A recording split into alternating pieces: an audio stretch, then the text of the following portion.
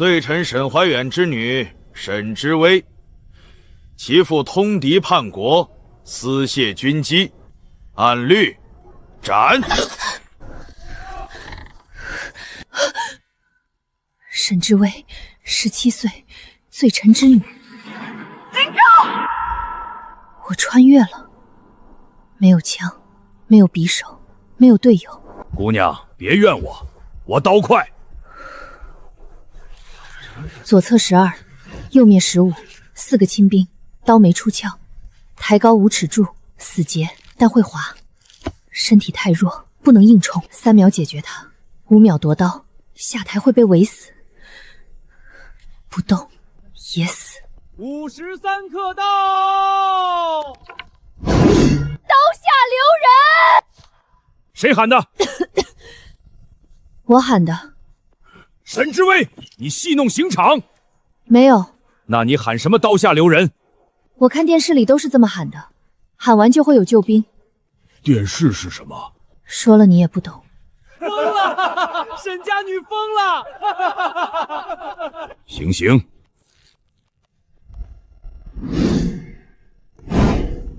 弟媳，北地骑兵杀过来了！你，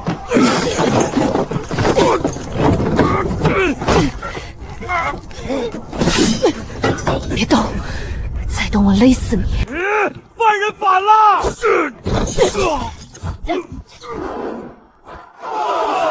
这不是沈家小姐吗？沈家小姐当然不会，可我是21世纪的特种兵。护驾，护住本官！喂，刀借我。姑娘饶命！我不杀你，我要刀，我要活命。太重了，不顺手，但够用。孩子，回来！该死！跑，找你娘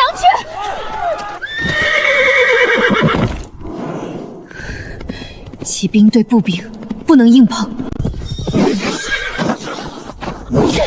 杀得好！还没完。林昭，冷静。不，现在我是沈知微。那个黑甲骑兵在指挥，腰间挂着铜哨。现在杀他，成功率太低。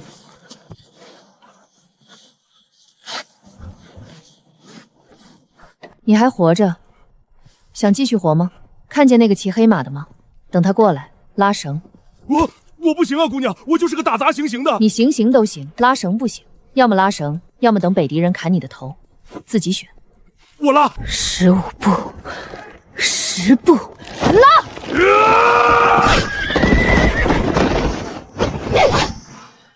再来。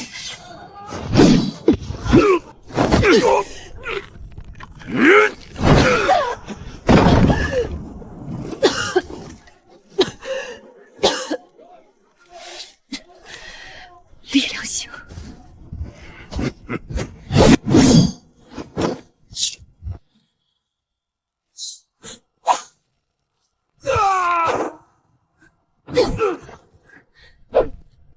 都别动！让他们退。我不管你听不听得懂，你赌一赌，是你的喉咙硬，还是我的刀快？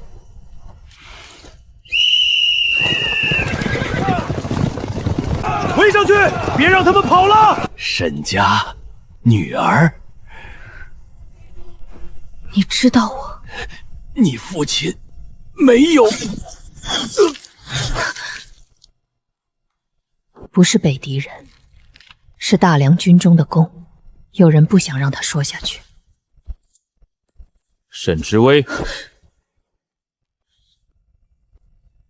你杀的？没死在我手里。那匹马呢？那2个骑兵呢？顺手的事。顺手？秦校尉，此女乃死囚，刚才趁乱反抗行刑，打伤侍卫，按律当即斩杀。他擒住敌军首领，救了刑场，那也是死囚。北狄突袭，你我都看见了。若非他，张大人此刻未必还能站着说话。他想保我，原因不明，但我需要他。大人，我能打，能侦查，能杀敌，砍了我只多一颗脑袋，留下我至少能多一把刀。女人入军营，荒唐！比被敌军追的钻马车底下荒唐吗？你，沈之薇，在。你说你能杀敌，能听令，看命令蠢不蠢？还能走吗？能。哼，你从哪里学的擒拿？梦里。什么梦？活命的梦。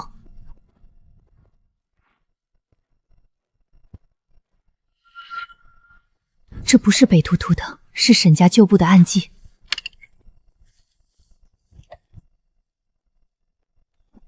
沈之薇，你最好从现在开始想清楚一件事。什么？今日来劫刑场的人，未必是来救你的。我这条捡回来的命，比刚才那把刀更危险。有人想让我死，也有人似乎想让我活着看见更可怕的真相。你眼睛抽筋？没有。那你老看我干什么？我就是想看看你是不是长了3头6臂。毛都没长齐的小子，看见女人就结巴。刘叔，她不是普通女人，不是普通女人，是块砍头的女人。可她刚才杀了北狄骑兵。战场上一时走运的人多了，能活到最后的才叫本事。你活挺久。怎么，想夸我？不是，我只是觉得你惜命。姑娘，把这张嘴收一收。靖北营不是刑场，军营里没人惯着你。多谢提醒。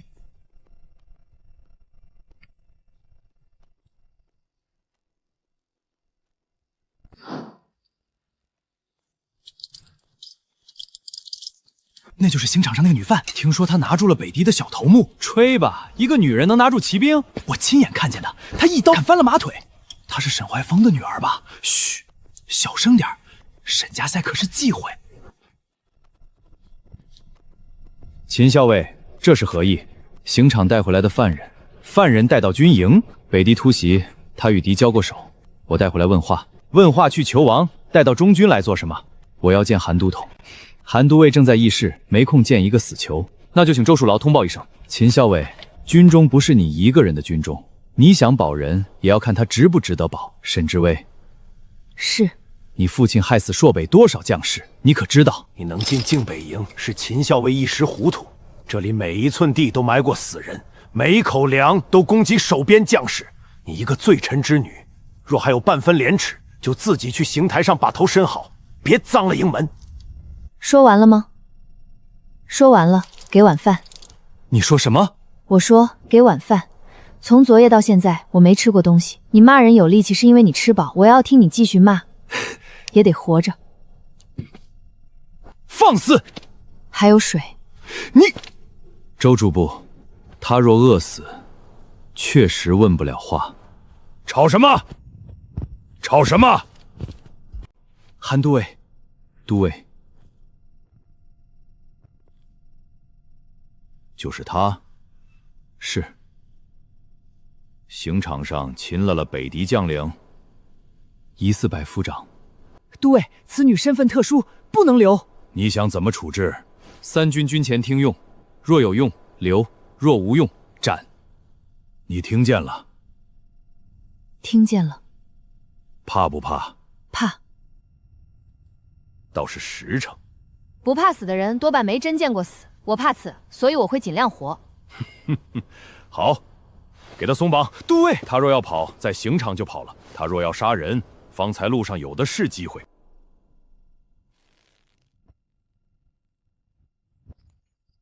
你下次绑人，别用这种结，死结看着牢，其实不好控人，活结配反缠才稳。你以前学过军中捆绑？梦里学的。他一路上都这么说。梦里还学了什么？杀人、救人、找路、挖坑、装死。胡言乱语。给你一把刀，你能打几个？看是谁。他。都尉，拿我是一个女犯。你不是总说营里新兵不中用，今日给你换个新鲜的。都尉，这不合规矩。我的理我就是规矩。姑娘，现在认输还来得及。赢了有饭吗？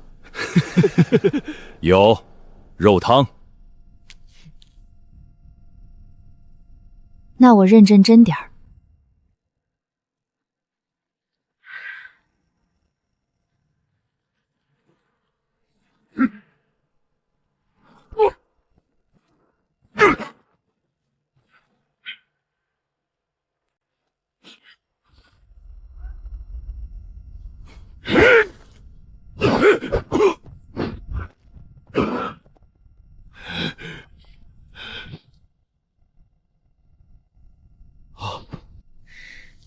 承让。好。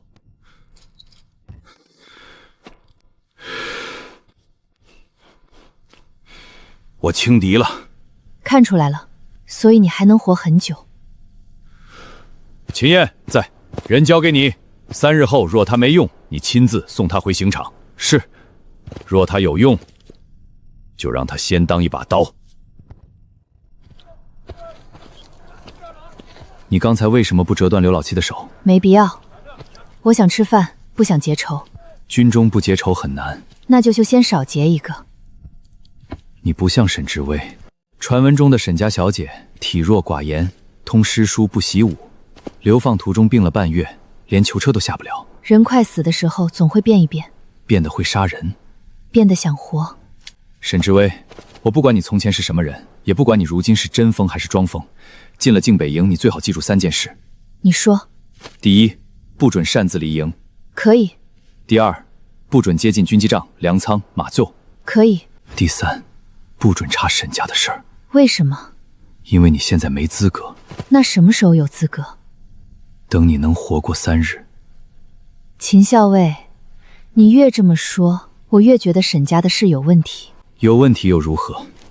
你现在只是一个没有户籍、没有军籍、没有清白身份的死囚，你连自己明日睡在哪里都决定不了。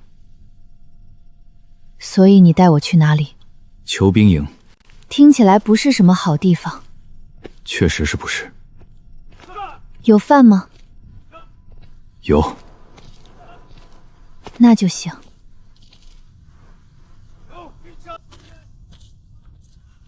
这里以后归你。哟，秦校尉，咱们裘云营什么时候还分女人了？还是个漂亮的。漂亮什么？瘦的跟柴似的。我就喜欢瘦的。他叫沈知薇，从今日起暂归裘家营，谁碰他断手，谁坏军纪斩。秦校尉，这话您对我们说没用啊，咱们这些人本来就是等死的。赵八子，你若真想死，我现在成全你。玩笑而已，校尉何必动气？你的铺在最里面。待遇不错。这还不错，至少老鼠死了不会咬人。晚上有人送饭，明日卯时点名，迟到军棍20。我的3日从什么时候算？今日。所以我只剩2天半。准确说2天1夜。你们边军很会做买卖，想活就拿本事换。绳结小子。我叫梁小满。知道了，小满，下次绑人记得换结。沈知薇是吧？嗯。听说你是罪臣沈怀峰的女儿。嗯。还听说你在刑场上挺威风。还行。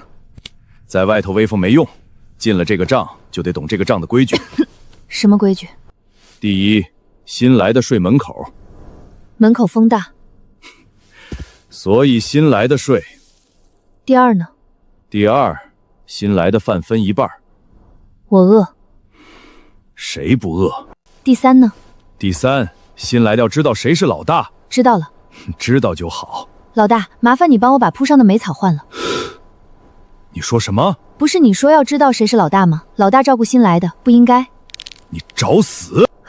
我今天已经听很多人说这句话了，换一句吧。听着，我不想当老大，也不想惹事，我只想吃饭睡觉，活过3日。你们别碰我，我也不碰你们，大家相安无事。我要是不答应呢？那我今晚不睡了。什么意思？你们帐里7个人，我会先折你的拇指，再踢断那个瘸腿的另一条腿，然后用你的刀抵住门口那个断耳朵的脖子。剩下4个，有2个会怕，1个会跑，最后一个有点胆子，但他右手腕旧伤未愈，握刀不稳。我未必能赢，但你们一定睡不好。明日卯时点名，大家一起挨军棍。有意思，老鼠我扔。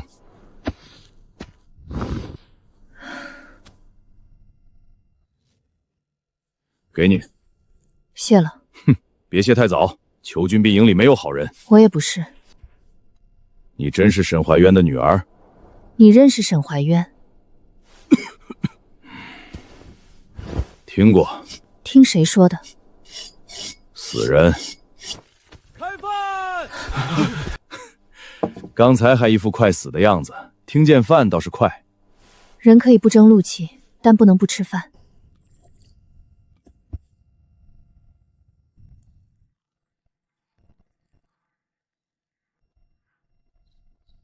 沈姑娘，你不怕别人说闲话？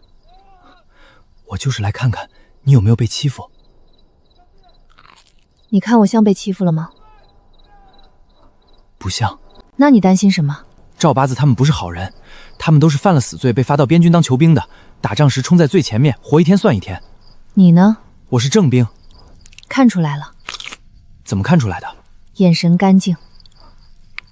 秦燕是什么人？秦校尉很厉害的，他16岁入营，19岁升校尉，在同级里最厉害。去年黑风谷一战，要不是秦校尉提前发现北敌伏兵，咱们营要死1半人。他人缘如何？看来不太好。也不是不好，就是秦校尉性子冷，不爱说话，也不爱走关系。周支部和韩都尉身边的人都不太喜欢他。韩都尉呢？韩都尉很看重秦校尉。那周助部为什么敢顶他？周助部管军粮军械，背后还有经理的关系。你在想什么？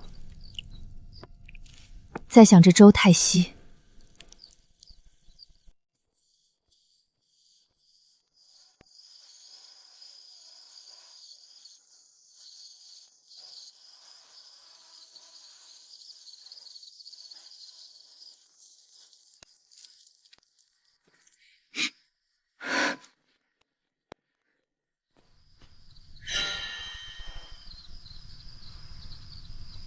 你在干什么？你说不让我接近军械库，所以我远远看了一眼。这叫远远？比进去远了一点。沈之薇，我刚警告过你。你最好先看看这个。你知道煽动军械是什么罪？知道，但我更想知道明日要发给哪一队。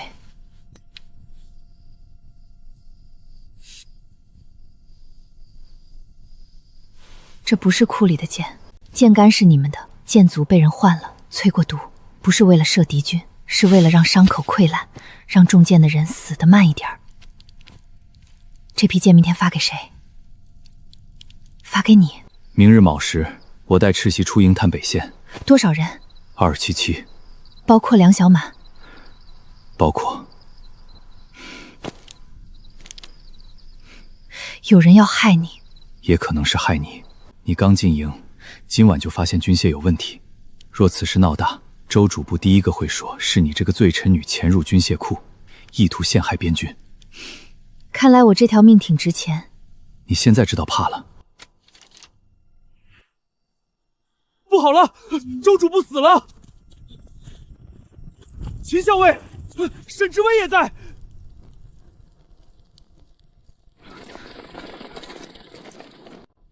剑给我。沈之薇，现在给你，别人会说你替我藏证物。你拿着，别人会说你就是凶手。那就让他们说。你想做什么？活命。靠嘴？不，靠他们犯错。秦校尉，你为何在此？巡营。哼，巡到军械库门口？军械库不是营中重地。是重地，所以才不是谁都能来的地方，尤其是一个死囚。我确实不该来，但我来了，你们也来了。现在里面死了人，不如先看看人怎么死的。轮得到你说话？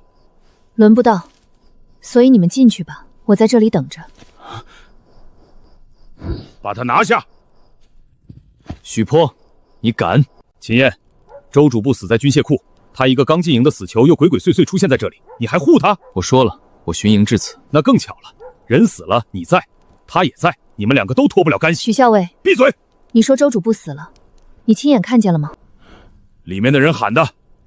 谁喊的？守库军将。哪个军将？你问这么多做什么？死人不会喊自己死了，第一个喊死人的人很重要。拿下他，先拿下再说。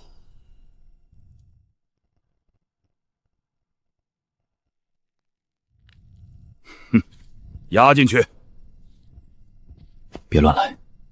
那你别眨眼。刚才是谁喊的？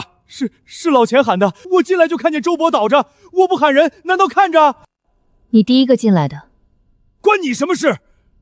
你不是要查吗？是我第一个进来的。你进来做什么？周主簿让我取军械册，就刚才。他让你取册，为什么自己先进来了？我不知道，主簿大人说有批件要重新录入，先来库里核查。我过了一会儿才进来。过了一会儿是多久？半刻。半刻之前你在哪里？门口。门口有谁？守卫，还有小陈。对，我们都在门口。你看见周主尉进库？看见了。他一个人？对。进去时手里拿了什么？拿册子吧。到底拿没拿？天黑，我没看清。你说周干部让你取军械册，可小陈说他进去时可能已经拿了册子。一个人取同一班册子，要取2次。沈志威，你少在这里混淆视听。许校尉，你急什么？我又没说他们是凶手。让他问，周主簿死在靖北营，若查不清，谁都跑不了。问，你最好问出点东西，否则本校尉亲自送你回刑场。周主播死前有没有惨叫？门口守卫也没听见，那就奇怪了。他胸中中箭，箭头扎入这么深，若是活着时被人正面射中，就算当场死不了，也会本能挣扎呼喊后退。可你们看，地上没有拖痕，没有乱踩的脚印，旁边架子上的兵器也没有被撞乱，他倒得太干净了。还有血。血怎么了？太少，箭插在心口附近，血却只尽收了胸前一块衣料。人若活着中箭，血会更多，可他身下没有大面积血泊，所以他不是被这支箭杀死的。你胡说！秦校尉，劳驾你看看他的脖子，有勒痕。人先被勒死，再补了一箭。凶手这么做是想让大家以为他死于毒箭。你怎么知道是毒箭？我还没说毒箭。你刚才在外面拿着剑，不是说有问题吗？毒箭有问题，但我刚才说的是这箭，没说毒。许校尉怎么知道？够热闹啊！周显死了。对，周主包死于军械库，秦校尉与沈志威在外被抓，属下怀疑。你说，周主包先被勒死，再被补剑，剑有问题，疑似有人调换军械。谁发现的？沈志威。又是你。我也觉得巧。你为何来军械库？睡不着，出来走走。诸位听见了？一个死囚半夜在营中乱走，还偏偏走到军械库。你睡不着，为何不去别处？秦校尉白日警告我，不准高进军机帐、粮仓马厩。所以你来军械库？他说了3个地方，没说第4个。秦燕，你带回来的人胆子比你大。他是死过一次的人。查。对，那沈志威。押下去。但不入囚帐。既然你这么喜欢夜里乱走，今晚去北哨。对，北哨今晚刚遭袭，外面可能还有北敌游骑，所以才需要人手。他不是想活吗？给他机会。对，沈姑娘她才刚进营，北哨太危险了。属下只是觉得她不熟营房，万一……你也去啊？你这么担心他，就陪他守。你也去。是，天亮之前，北哨若无事，你们回来；若有事，沈姑娘，对不住。对不住什么？我不该多嘴。是挺不该。不过你要是不多嘴，我也得去。为什么？因为他们需要我离开军械库。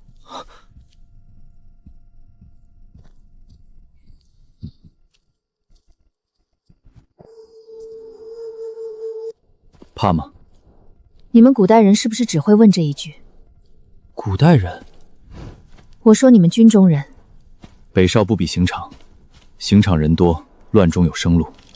北少若出事，没人救你。所以你去不去？去。那不就有人救我？我不是去救你的。我知道，你是去看看谁要杀我。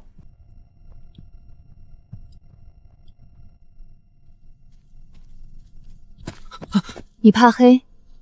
不怕。那你踩我脚做什么？对不住。少说话，听风。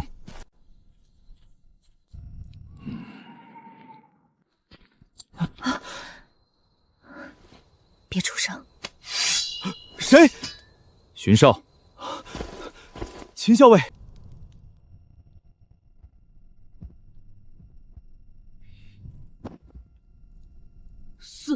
死了？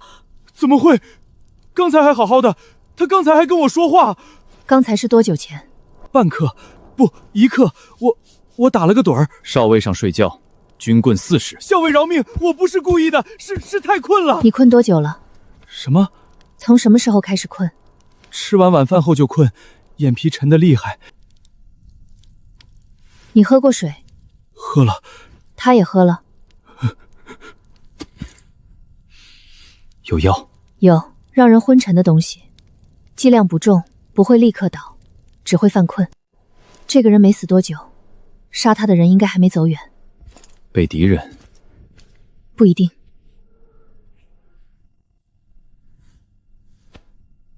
是营里的人，至少穿着营里人的衣服。为什么？太明显了，他故意让我们看见。谁？现在可以追了。你刚才不是说别追？刚才是饵，现在饵被人咬撕了。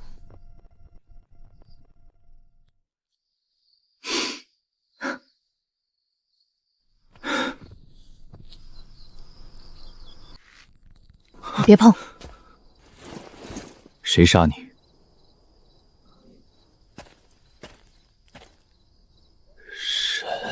沈什么？沈家。又是沈家。这是什么？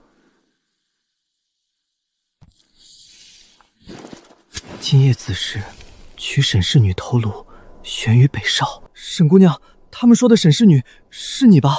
晋北营里还有第2个沈氏女。子时还没到。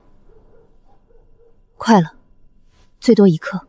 那我们赶紧回营啊！回去找韩都尉，多带些人来。你们为什么都不说话？你觉得他们为什么要把我的头悬在北少？吓人。吓谁？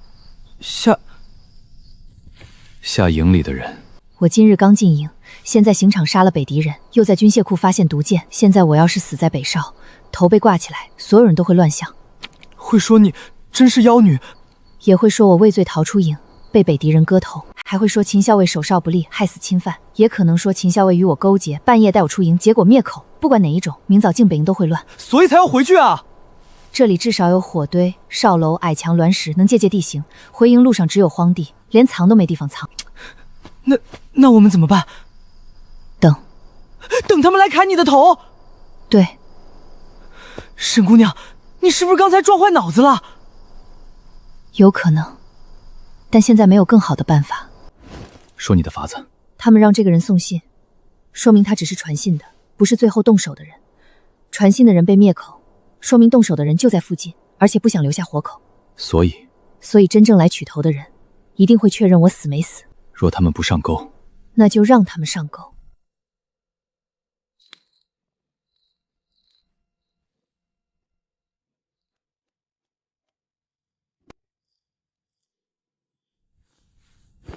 沈姑娘，你以前到底是干什么的？扎草人的。啊？骗你的。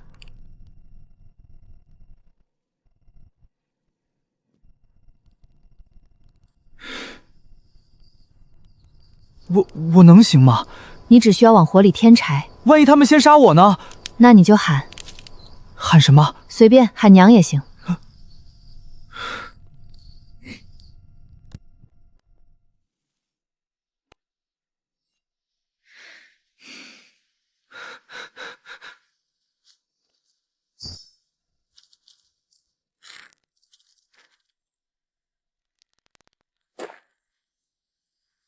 确认。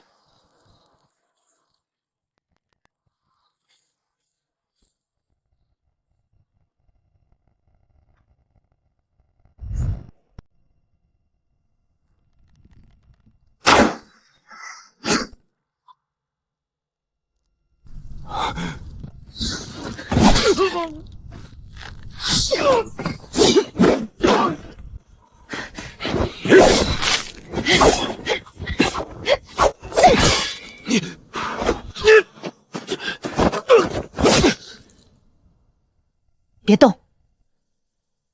谁派你来的？你可以不说，但你的同伴都在退，等他们退干净，你就是唯一活口。别追！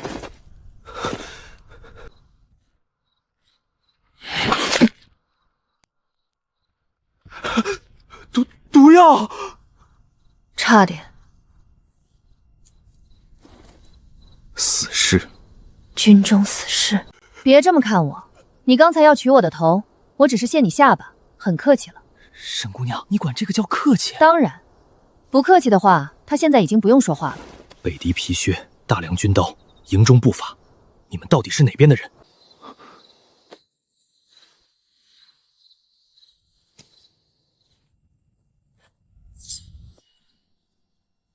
军粮牌，粮仓出入牌。你们为什么要杀我？周主簿是不是你们杀的？毒箭是谁换的？粮仓里有什么？说。你们都得死。这句没用，换一句。沈家的种果然该绝。谁说的？你爹当年也这么硬。别让他带着你走。你提沈家是想激怒我，说明你不知道太多，只知道沈家2个字能让我失控。你身上有粮仓牌，说明你从粮仓出入，或者你背后的人能拿到粮仓牌。你们来杀我，不只是因为沈家，也是因为我今晚发现了毒箭。毒箭和粮仓有关。秦校尉，粮仓。可这里怎么办？北上还有死人，还有他。小心！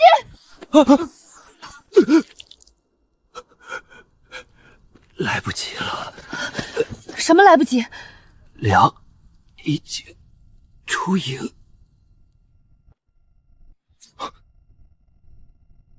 我刚才是不是差点没了？是。我娘说我今年不宜往北走。那你怎么来边军？抓壮兵的时候没来得及看黄历。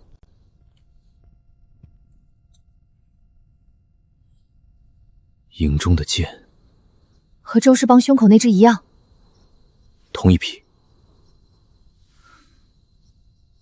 回营。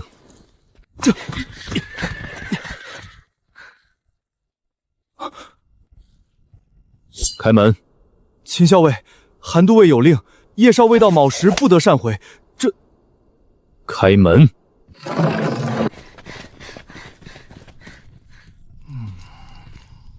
今夜谁值守？回校尉，是赵队长。人呢？半个时辰前被许校尉叫走了。开仓。没有韩都尉手令，粮仓不能开。我再说一遍，开仓。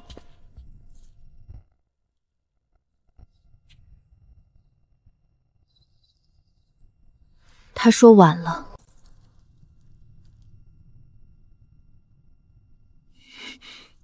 撞开！啊！撞！撞开！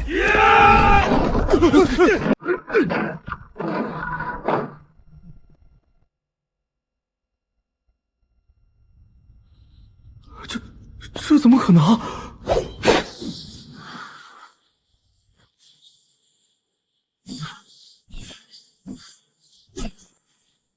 营里这么多人吃的粮，都是假的。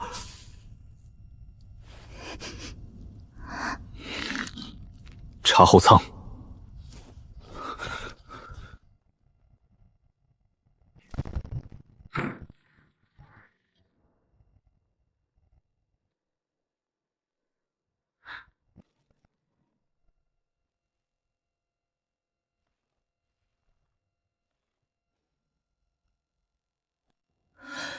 沈怀远，这不是你爹吗？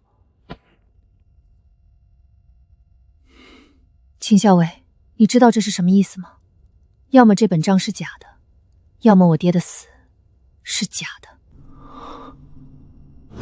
走水了，粮仓走水了！走。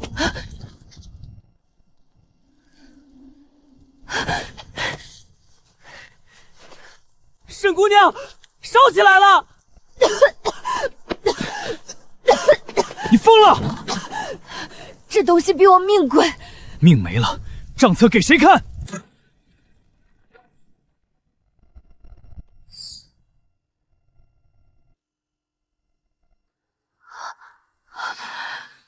沈灵昭，你说谁？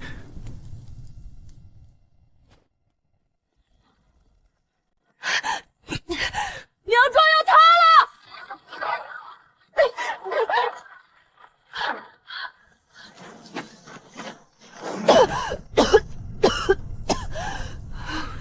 沈灵洲是谁？一个早该死在3年前的沈家人。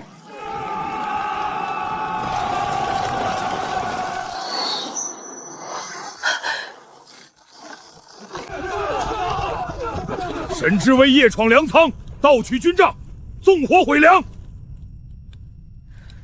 若我说我是纵火的人，最该做的是把账册一起烧了，而不是冒险带出来。巧言狡辩。火是从后门起的，后门地上有火油，门槛下应有引线。账册不在账柜里，而是在粮架夹层，外面还压着油布。有人不是要烧粮，是要烧账。去查。对，后门有火油，也找到了半截引线。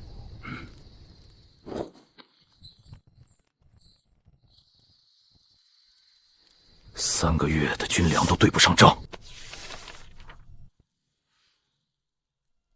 都尉，此仗残损严重，不能作数。眼下北敌压境粮仓被烧，当务之急是拿下可疑之人，稳住军心。许校尉急着拿我，是怕我看账，还是怕我问沈氏救县？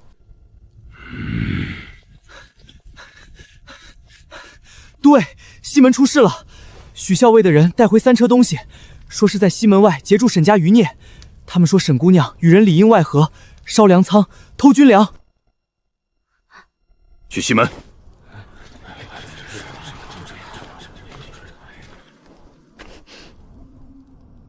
打开。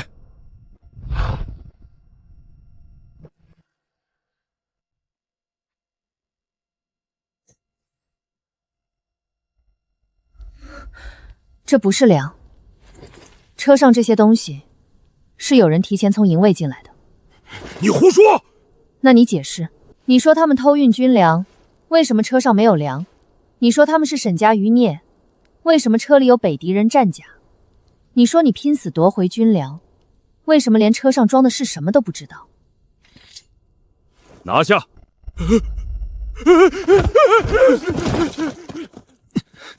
别追！他敢跑，就一定有人接。现在追出去是重埋伏。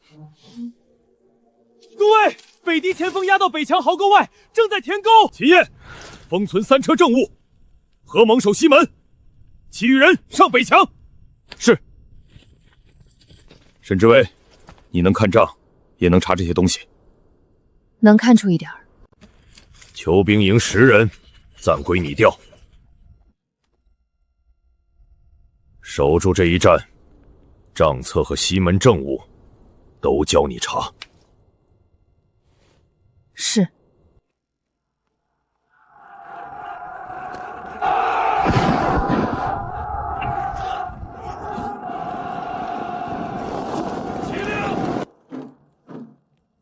别硬手，断他们旗令。就凭咱们10个人，不是拼命，是添乱。瘦猴，带人点草棚浓烟。明白。老柴，惊散西侧战马。听你的。你跟我，绕侧后，摸狼旗。行。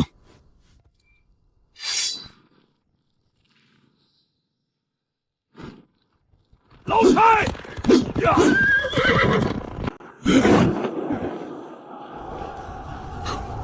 攻守压住中路。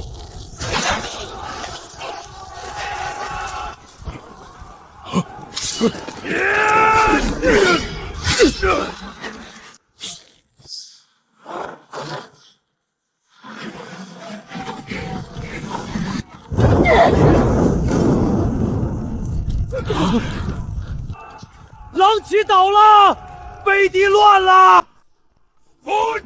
秦烟，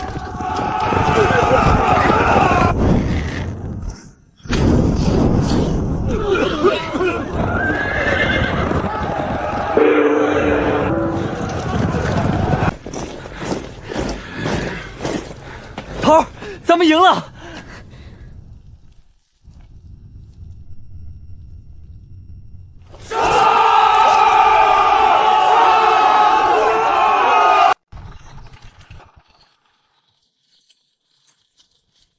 你真会查？不专业，但我会看痕迹。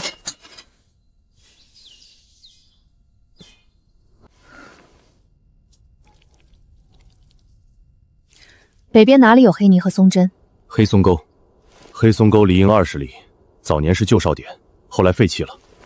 东西不是从粮仓来的，是从黑松沟运来的。昨夜有人趁粮仓大乱，把他们送进西门，想把沈家旧案重新扣到我头上，也把晋北营一起拖下水。你要去黑松沟？要现在去，他们以为我们刚打完仗，不敢出营，痕迹还没来得及清理。我一起去。我给你们2个时辰。自己人。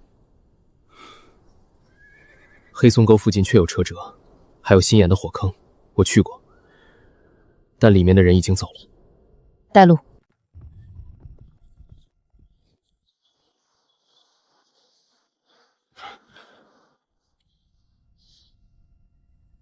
不上正路，从西侧坡上绕。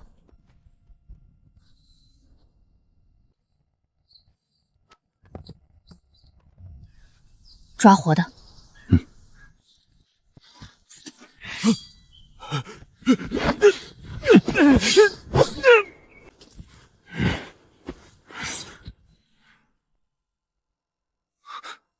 经营的人。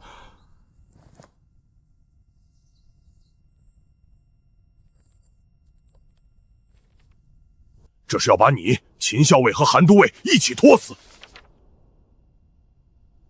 兵部都粮司，当年沈家案，就是兵部都粮司递上的折子，说我父亲私通北敌，调卖军粮。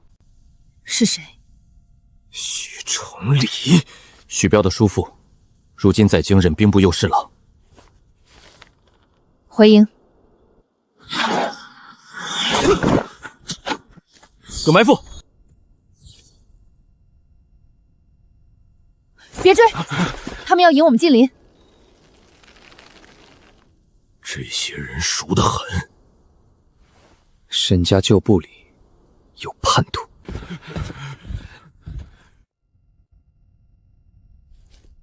你想怎么做？把人和证据送去京城。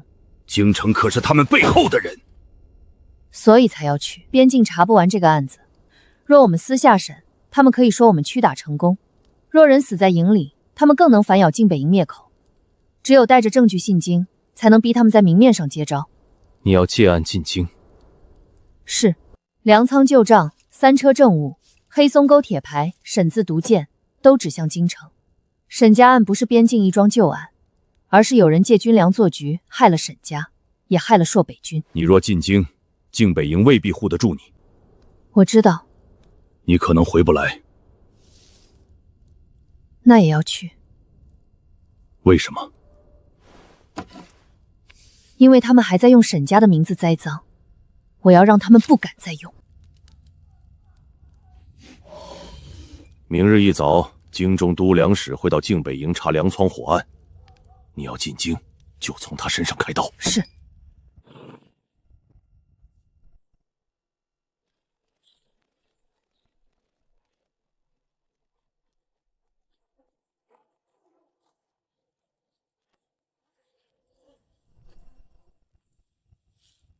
靖北营昨夜好大的动静，北敌犯境，营中有乱，让郭大人见笑了。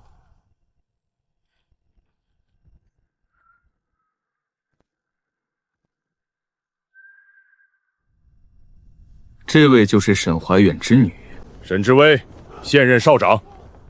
罪臣之女，昨日还是死囚，今日就成了少长。韩都尉用人果然不拘一格，战场上能活下来的人，都有用。你父亲当年也很有用。郭大人认识我父亲？沈怀阮当年管过边军粮道，兵部无人不知。那大人应该也知道，粮道出事，最怕账不清。既然您是都粮使，正好查一查靖北营的账。本官正是为粮仓火案而来。来人，封粮仓，调账册，涉案人等一律看押。尤其是他。怎么，秦校尉要抗军部令？我跟他们走。别急。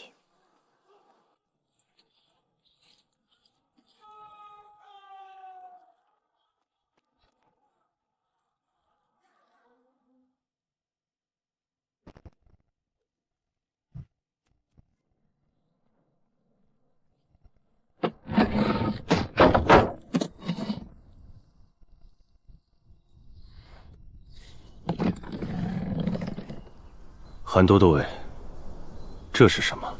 这怎么会在粮仓里？沈家安排私调军粮文书。沈之薇，你还有什么话说？郭大人，我能看看吗？罪证当前，你还想狡辩？不是狡辩，只是觉得大人手下的人藏东西藏得不太细。昨夜粮仓大火，粮木烧塌，灰层至少有2指厚。铁匣外面只有浮灰，匣底干净。它不是昨夜就在这里，是刚放进去的。你凭什么断定？木板胶面朝上，底面却没有压灰。若它昨夜就盖在这里，灰会沿缝隙落下。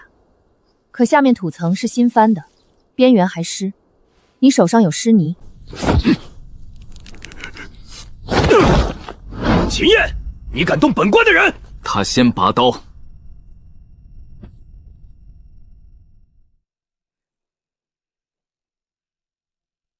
郭大人，你的人随身带这个做什么？沈之薇，你果然伶牙俐齿。不是我伶牙俐齿，是你们太急。昨夜北敌退得快，黑松沟清理的也急，今天你们又急着把证据塞进粮仓，一个局最怕补得太多。你说本官栽赃，可有证据？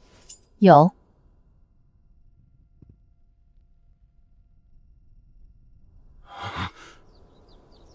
一张来路不明的油纸，就想攀咬工部？当然不够，所以我还留了活口。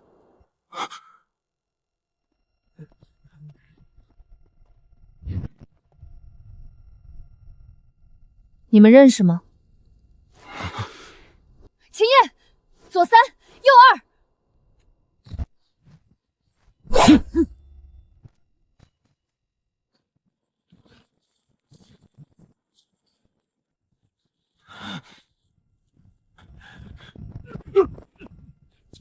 韩震，你要造反！本将只看见兵部卫随从携怒入营，意图杀人灭口。本官奉旨查案。那就查粮仓，查黑松沟，查3车尸体，也查许崇礼。郭大人，粮仓案已非边营能独审，3车尸体牵涉沈家旧案，经营铁牌牵涉兵部，都粮使随从又意图灭口，此案需上呈朝廷。你想把本官也押回京城？不是押，是请大人带证据回京。我随行。你？我是沈家案活着的当事人，也是昨夜粮仓案、毒箭案、三车尸体案的证人。郭大人若不带我进京，回去之后怎么向朝廷解释？沈知微，你知道京城是什么地方吗？知道。京城不是境北营，那里杀人不一定用刀。边境也一样。好，本官倒要看看你能活到几时。那就劳郭大人费心了。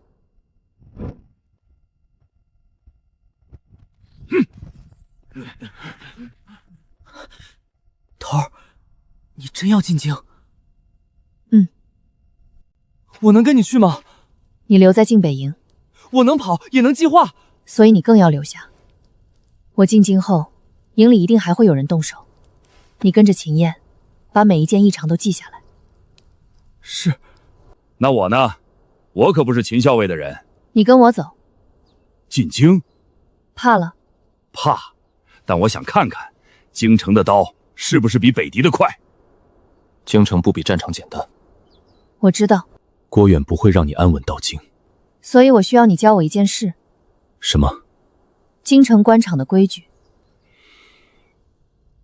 我不擅长。那就教我你知道的。路上说。你也去？韩都尉已经下令，由我护送证据入京。你一个临时使长，压不住这批人。那就有劳秦校尉。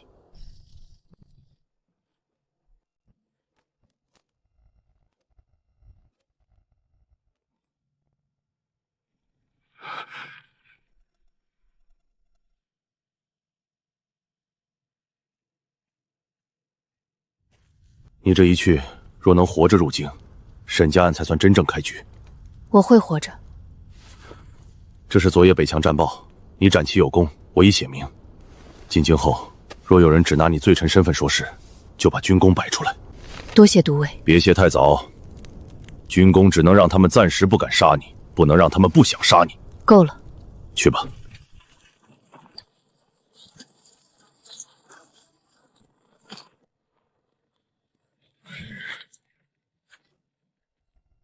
秦爷在这儿歇脚，明日入京。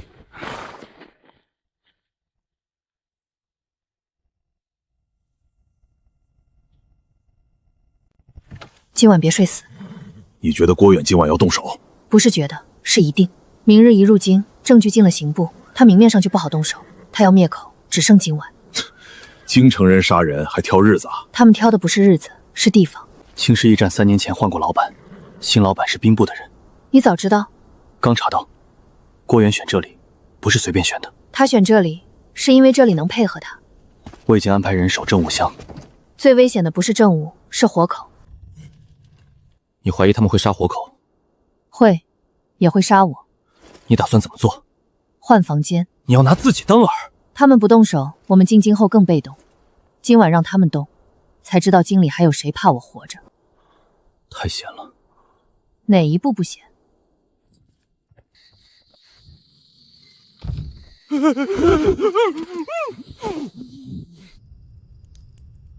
这都能骗到人，那也太蠢了。不是骗聪明人，是骗急着杀人的人。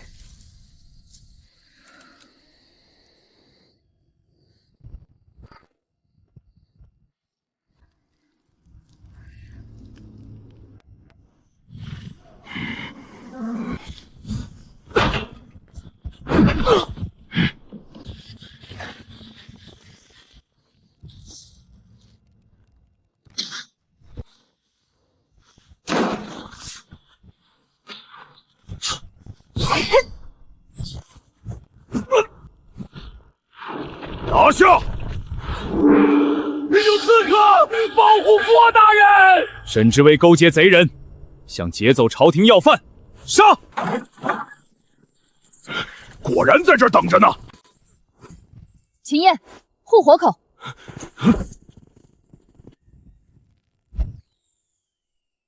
谁准你放军中响箭？郭大人急什么？我要是真劫囚，当然怕人来，可我不怕。都住手！何猛，你敢擅离靖北营？韩都尉命我暗中护送证据，防的就是有人夜里灭口。赵八子，把人拖出来。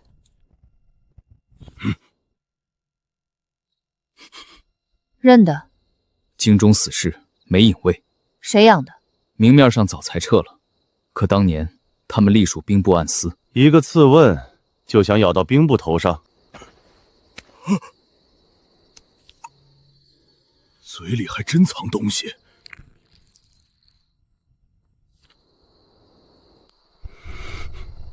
郭大人，这也是巧合。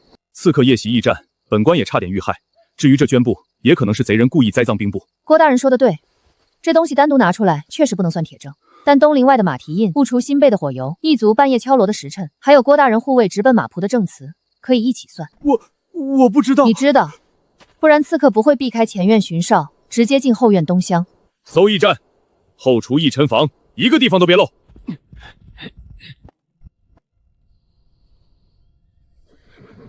郭大人，还要说这是栽赃吗？郭大人，今晚刺客有3个目标：杀我、灭火口、夺政务。你们太贪，一次全想做完，反而处处留了痕迹。你以为这样就能动我？今晚动不了，我也没想今晚动你。那你想做什么？让你带我进京，带着这些新证据一起进京。沈北然的女儿不该这么聪明，所以你们才怕。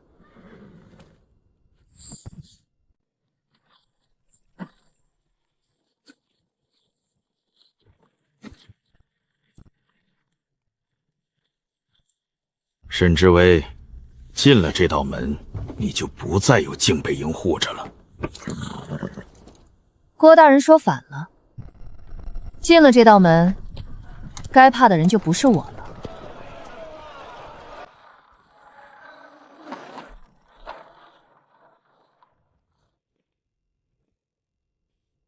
奉兵部令，靖北营粮仓起火案证物由兵部接收，涉案人等押往刑部候审。政务牵涉北境军务、经营死士和驿站刺杀，韩都尉军报已写明，需动交御前。秦校尉，这里是京城，不是靖北营。军报未入宫前，谁都不能动政务。你要抗令。可以接受，但要当街交接。政务箱上有靖北营封印、韩都尉军印、秦校尉押印，还有青石驿站刺杀后何校尉家庄的旗影印。大人若要接收，就在城门口当着守城军、刑部差役、兵部随从和百姓的面验封签扎。沈知微，你不过是罪臣之女，谁给你的胆子在京门喧哗？北营给的。靖北营昨夜遭敌突袭，我带10名囚兵破甲令、斩狼旗，记军功一次。大人若要压我可以，但压一个刚立边功的证人，总要有个罪名。姚主事，沈知微确有军功在身，也确为粮仓案证人，此案牵涉甚广，还是谨慎些好。姚大人若不敢当街验封，那我便请守城军地牌入宫。青石驿站刺杀，有京中死士，有驿站布防图，还有活口。政务入城第一刻就被兵部劫走，明日传出去，恐怕不好听。你威胁本官？不是威胁，是保命。既如此，政务暂送刑部大堂，由刑部、兵部、大理寺3方共验。涉案人沈知微先行收押。他是证人，也是罪臣余孽。我去刑部。头，守住政务和活口，别让他们分开押。我会盯着。连走。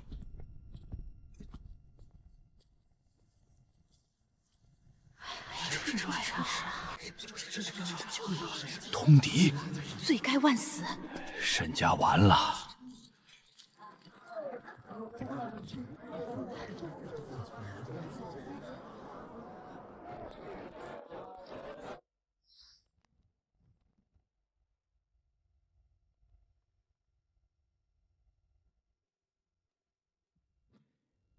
沈知微，你可知罪？敢问大人，我今日犯了哪条罪？沈怀衍通敌叛国，罪证确凿。你身为沈氏余孽，本该流放，后有刑场抗斩，入军营生乱，皆可治罪。若按大人这么说，我早该死了。你知道就好。可我没死，说明有人还需要我活着把话说完。巧言绿色。姚大人从城门开始就急着接政务，如今又急着我定罪，你是在替刑部问案，还是替兵部灭火？放肆！来人，掌嘴！北境军功未核，青石义刺杀未审，金银铁牌未验，3车尸体未入档。刑部若先掌我嘴，便是先断证人口供。你以为有军功，刑部就动不得你？军功不够，但军功加人证、物证，刺杀案够让大人暂时不敢动。沈家的女儿倒比沈怀远难审。卢大人审过我父亲，当年沈家案也是刑部经手。你今日是被审之人，不是问案之人。那就请大人按今日的案子审。粮仓火案，郭远在场；黑松沟案，经营活口在押；青石驿站刺杀案，何猛作证。若大人只审我，不审他们，那就不是问案，是补刀。大理寺少卿陆恒到。卢大人，大理寺奉旨会同刑部、兵部复核靖北营粮仓案。此案尚未上禅，何来奉旨？青石驿昨夜想见惊动京畿巡防，何猛已先一步递急报入京，陛下命三司会合，政务、人证不得单独转押。你就是沈之威？是。靖北营赤行使长，暂任。青石驿站刺杀，你是受害证人，也是目标。按旨意，沈之威暂不入刑部牢，改押大理寺外监，3日后会诊。她是沈家罪女，怎可不入刑部？正因她是沈家人，才不能只由刑部单审，否则沈家旧案与靖北营新案纠缠不清，审出来也难服众。照旨办。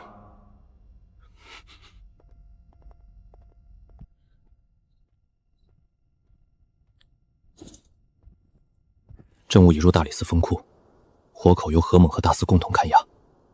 郭远呢？被兵部召回。姚主事回兵部了。卢正清呢？你怀疑他？他审过我父亲。我要查当年沈家的原始案卷。廷部不会给你，所以不从刑部拿。那从哪里？会审之前，案卷必须调到大理寺。你想在3日内看卷？不是想，是必须。他们急着定我罪，说明旧案里一定有怕我看见的东西。